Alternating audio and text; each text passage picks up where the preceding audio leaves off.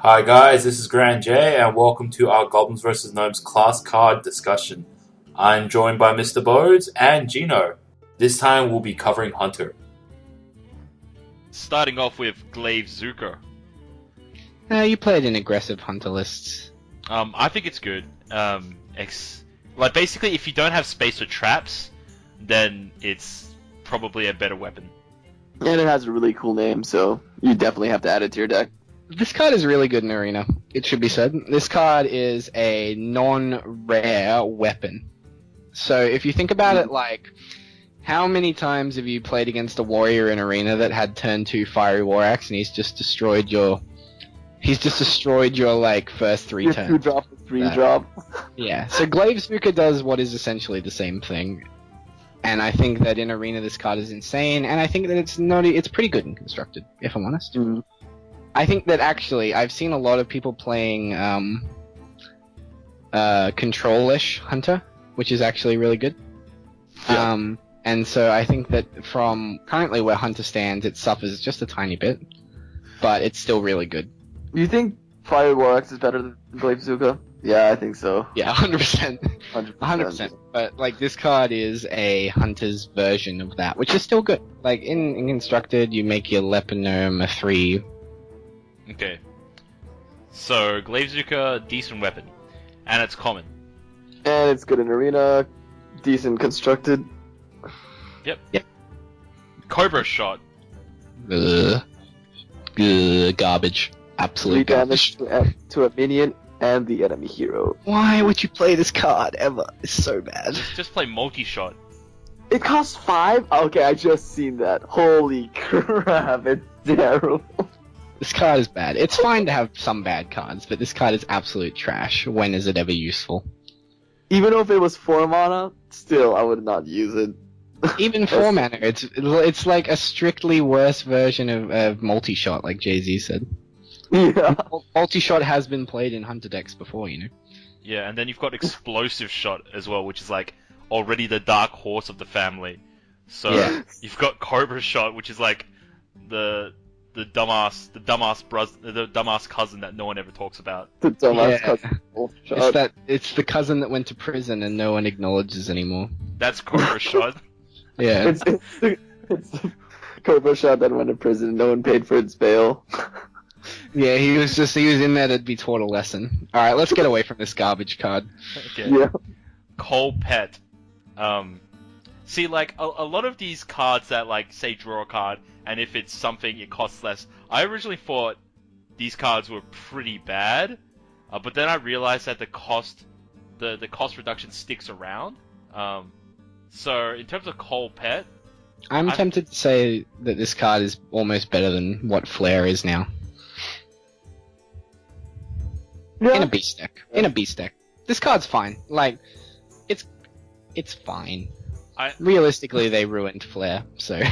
If you're lucky, it's good. Like, if you're lucky, Yeah. it's really good. Like, imagine playing this on 2, and then on turn high main. Yeah, and then turn 3 high main. Turn 3 high man. The dream. That's fucking disgusting. Like, the upside to this card is good. So, I heard the card described like this, and I tend to agree with this. So, you're paying 2 mana to draw a card. If you draw a card and it's not a beast, that's fine. You're paying 2 mana to draw, so you're paying 2 mana to cycle. If you draw a 1, 2, or 3 mana beast, you're paying 2 mana. You're essentially paying 2 mana to play that card. Right? So you pay 1, 2, 3, or 4 mana, and that's average. You're also cycling, which is pretty good. Yep. The upside, however, is if you draw probably a 3 to 4 mana beast or a 3 mana beast and above, you start gaining value, right? So, like, the obvious insane one is that you draw a card and you draw High Main or the legendary Gazrilla. So you get like turn 4 Gazrilla or turn 3 Gazrilla, or you get turn 3 High Main. Like, so the upside to this card is really good, and its bad side is still not that bad. Does that make sense? Yeah, so it's like... Yeah. It's like on average you're doing pretty good. And then if you get lucky, it's really, really good. Yeah. Like, you win really big if you If get you something. Get a Win- turn 3 the beast. Oh That'd man. be- It's obviously not as insane as a card we'll talk about later, which is 2 mana and it adds something to your hand, but this card is good. Okay. So, Metal Tooth Leaper. Battlecry, give your mechs +2 attack. 3 mana 3/3 with an upside is fine. However, I wouldn't play it. I would give it more credit if Hunters had better mech support, but because a lot of Hunter cards, namely Kill Command, like, are only good if you have Beasts, means that you have to cut down on a lot of strong Hunter cards in order to build a mech deck. The opportunity cost. Yeah. And if you think about it, there are so many good 3 mana cards in Hunter. Like, it's got 6 slots that you can barely change in any Hunter list, which are Eaglehorn Bow, Animal Companion, and Kill Command. Yep. Where do you find room to play this card? And as Jason, you were talking about, which is a really good point, the mech support for Hunter is not that good. You'd rather play Undertaker, you'd rather play Death Rattle Hunter, where you can get stuff like Haunted Creeper, Mad Scientist, Loot Hoarder. I think we could say it's like Malorn. It's in the wrong place at the wrong time. Yeah, but then again, a 3 mana 3/3 is not bad. So, Yeah. Yeah. Like, I don't know. it would have been far better in a lot of other classes. yeah, like this card being, like, if it was a neutral or something like that, or if it was, like, a class-specific card would have been insane. Yeah. Just wrong place, wrong time. Alright. Bad, you know. Next card, King of Beasts. Probably the worst lion out of Hunter so far. Man, I don't know how this guy's the king of beasts. He's shit. Like, this guy, like, Savannah Highmane should be the king of beasts. Yep. If I'm honest, this card had potential to be good if it cost 1 less. Yeah. Yep. Or if you could guarantee that these little shitty beasts that Hunter has could stick to the field. I mean, Unleash the Hounds, King of Beasts, but that's like turn 8. I mean, Yeah. if you think about it like that, I would still rather run the combo, the Starving Buzzard Unleash the Hounds combo on turn 8 in this card. Yeah, it's really like a King of Beasts in like a small zoo. Alright, so Feign Death. Trigger all death rattles on your minions. Oh man, this card's sick. It's good. This card's so sick. I can like- see the potential. All these combos, potential Yeah, combos. there are so many combos. Like, I've been messing around with Control Hunter, and this card is insane. Yeah. You just have like two cards that are strong with strong death rattles, you play it and then you're really far ahead. It's a win more card. I don't think that it's an insane card. I think it's good, and it's like win more. Like, you play this, play Sylvanas, you know, like you play this after you've got like a Sylvanas or a Can on the board or something like that, and Or play Damn. when you've got a Sylvanas and a Can. whoa. You get a 4/5 and one of their creatures, and your creatures stay alive. Yeah. Pretty good. The only downside of this card compared to say Reincarnation is that they're not considered new minions, so it's not like you heal them and it's not like they have charge again. Yeah. Yeah. So it's very specifically only for death rattles. I like it how it costs 2 though. I really like that. Yeah. Yeah. Cheap. But yeah. Card's really good. I think it's good and fair because it's not like it's good and fair because it doesn't draw your card either. Because you notice with a lot of these sort of mechanical type cards that deal with mechanics, a lot of them draw you cards as well as doing some sort of mechanical effect like Flare. But the fact that it doesn't cycle your card means it's also kind of dead in certain situations where you're not ahead, which makes it a fair card. Yeah. So, Steam Weedle Sniper. Your hero power can target minions. That's a really good card. Good. It's really good. Like, a 2 for 2 free is a really solid body, especially with like a sort of a control type ability. You'd rather have it as a 2 free than a free 2. And then, being able to use your power to deal 2 damage to dudes is really good. This combined with Feign Death make Control Hunter a possibility. And it has to be said that it doesn't mean that your hero power can only target minions from now on. You can still hit the face with this card. It's not. It doesn't gimp the ability to hit face. Yeah, so it's gonna be good. It's good, and it's a really, really strong epic in Arena too, when all about trading.